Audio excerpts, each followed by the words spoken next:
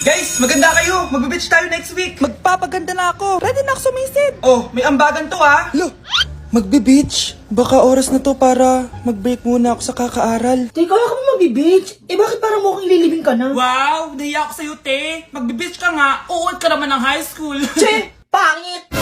Sinabihan niya akong pangit. Ayusin mo nga sarili mo, anak. Aral ka ng aral. Mas mukha ka ng nanay kaysa sa akin. Hindi pwede to. Kailangan kong maging fresh bago kami mag-beach. 3 days later. Oh, aalis na tayo. Asan na ba si Scarlett? Ano ba yan? Pa-importante kasi. Wait guys, andito na ako. Scarlett, ikaw yan? Ano nangyari sa'yo, be? Nagparitoke ka, no?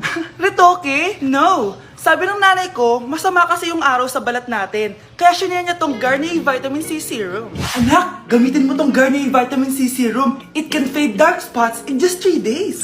For the mabilis and glow up ka dyan, anak. Oh, sino pang hindi nag-aambag dyan? Si Samantha hindi pa nagbabayad. Ha?